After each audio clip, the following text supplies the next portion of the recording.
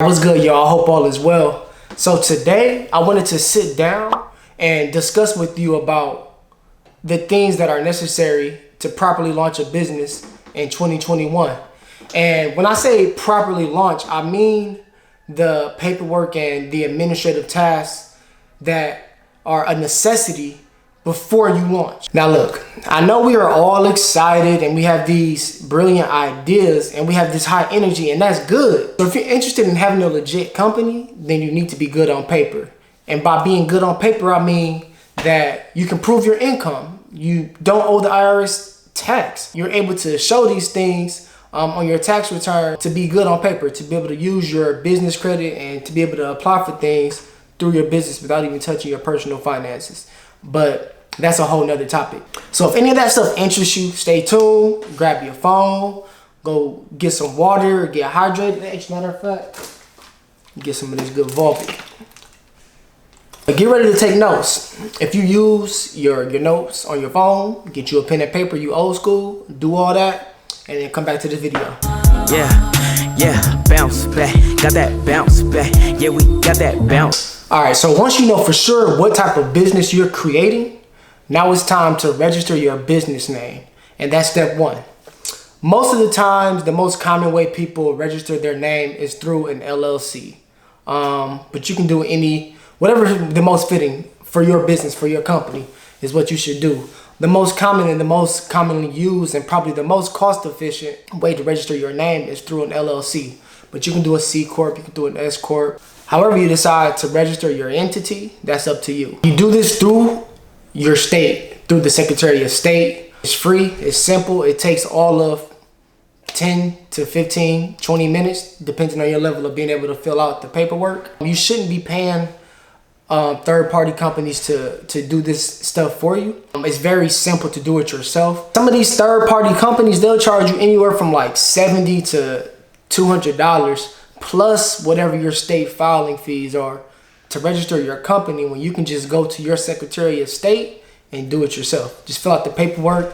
If you're not tech savvy, you can do it on paper and mail it in, however you choose, but do it yourself. Now, once you have your LLC or your C Corp or however you decide to register your entity, the next thing you want to do is get your EIN. Your EIN or your federal tax ID, whatever you want to call it. This is basically your company's social security number. And you need this to apply for your bank accounts, apply for business credit, lines of credit. You use this for everything pretty much. And your EIN is essential. It's another essential thing. This is also free. It doesn't, have a fee tied to it. Now, unless you just really don't want to do any of this stuff and it's free, then you can pay someone to do it for you, but you can do it yourself. Now, the next thing, most, business gurus or whatever you want to call them, they don't tell you to get this, but you need to get your DUNS number. Your Duns and Bradstreet number is essential. So Duns and Bradstreet is where anyone seeking to get a better understanding of your credit history or your trustworthiness, they'll go to Duns and Bradstreet to pull your DUNS number and get all this information. This is important because it kind of keeps you up to date of what's going on with your business credit. And it's also efficient and essential, because of government contracting. People don't understand that the government contracts out, they have a budget of nearly $500 billion a year in contracts. And those contracts, if you do contracts with any government agencies, that's almost guaranteed money. And you can scale your business quick through government contracts. And in order to do business with the government, you gotta have a DUNS number. And another thing that people won't tell you is that the government has a percentage of funds that they have to do for minority-owned businesses, that they have to allocate to women-owned businesses, that they have to allocate to, I think the other one's called is social and economically disadvantaged business. A social economically disadvantaged business. What does that sound like? Black people. They have money set aside for black people. I feel like this is like our form of reparations that we just don't know about. But it's money set aside for us. We just gotta have these things set up so we can go out and get it. And again, this is free. If someone tells you that, look, hey, you need your DUNS number, I can get you your DUNS number, just give me $75 a year. Like, yes, they could do it for you. And it's very easy. It'll take them 10 minutes. And they just made $75 in 10 minutes. But you can do it yourself. Save your money. It takes a little bit of research, maybe 5 minutes worth of research to go and get your DUNS number. All right, that was the third thing. This is the fourth thing. The fourth thing you need to do 100%, get you a business bank account. You don't want to commingle your funds and have your income or your revenue that you're generating through your business going to your personal checkings account or your personal savings account, whatever. You want to have it separate because it keeps things in order. And the best way to do this is usually through like maybe a credit union or whatever bank that you already bank with for your personal accounts. Just create a business account because you already have that relationship. It typically is a lot quicker. But even if you go to a credit union, you may take an hour max to get your bank account set up. So anywhere from 30 minutes to an hour, get your bank account, takes no time. If you have a business like, Turo or Airbnb, like I've done, or logistics like I've done, it's good to have these accounts set up because if you're on like one of those platforms like Turo or Airbnb, you can just set up your direct deposit to go directly into your business checking account. Or if you have a business where you're invoicing clients, you can invoice them and have the money go directly to your business bank account. So you're keeping track of all of your income, all of your expenses, and you know where you can scale, you know where you can grow, you know where you can cut back to maximize profits. It's good to be able to track that and not have to go through all of your personal finances to understand what you're doing. So number 5 is bookkeeping. You want to get some way of tracking your books. I use QuickBooks. QuickBooks is super easy because you can invoice from QuickBooks. You can track all of your expenses. You can track all of your profits. You can track everything through QuickBooks, and they kind of do it for you. That's what I would suggest when you're starting. Use QuickBooks. It's the easiest, most simple way, to be honest. Now, you want to track everything. If you go on a lunch meeting, if you travel out of state to see a new property, if you are paying for your maintenance on one of your vehicles or whatever it is, you need to track it because if you don't, you could lose a lot of money come tax season at the end of the year when it's time to write off all this stuff.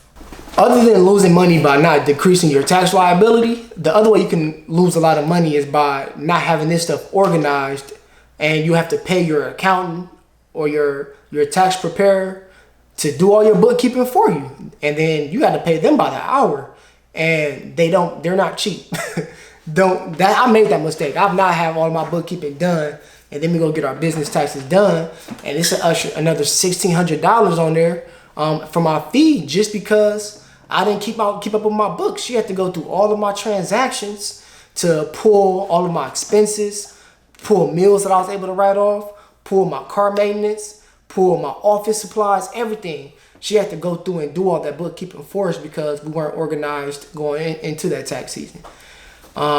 Yes, that was the last time that happened. Now, this next step isn't urgent, but it's definitely mandatory, and that's creating a business email. It's important so you can keep these separate. This can even be a Gmail account. You could pay the extra to have it so it's like more professional, like support@brucedjoe.com, or like for my logistics company, it's support@thriveworldwidelogistics.com. So you could do that way. It cost me about an extra $36 for the year. I think it's worth it. Not essential, but that's up to you. The next thing, number 6 on the list, is your market. What am I trying to say? Did I say that already? Hold on. 6th thing is your go-to-market strategy. What's your marketing plan? Like, you gotta have a plan behind your marketing, and you definitely gotta have a budget for your marketing. Don't think that you can't. You gotta pay for marketing, whether it's gonna be paying at time, paying social media influencers, whatever. You're gonna be paying in some way for marketing. So it's better to have a plan for that and to have that before you launch. So you go into your launch knowing what to expect. And you can use a lot of tactics like influencer marketing. You can use a click funnel. You can use Facebook ads, Google ads, YouTube ads, Indeed ads. I've done all of those, and they all are effective in different ways, but they're effective if you're doing it correctly and you have a plan behind it. In 2021 especially, it's easy to create a social media page and call this your website. Your IG page is not your website. Bro, get a website. Trust me, get you a website. It's worth it. It's important to have a website because this is like a place where you can house all of your content, your articles, your reviews, your videos, your whatever it is, the ads that you've created. You can house all of this and have a place where people can refer to outside of social media. For your website, you don't have to go out and spend money on this expensive web designer. For your first website, you can definitely just use Wix, GoDaddy, WordPress. And they have these plug and play templates where you can just put your pictures up, type in your description for whatever product or service that you're selling, and get it posted, get it live. For sure, this is important. Make sure you pay attention to this. Hey, actually, come here, watch this. The best time to start is right now. Stop waiting. Don't wait until the perfect time, because if you wait for the perfect time, that time will never come.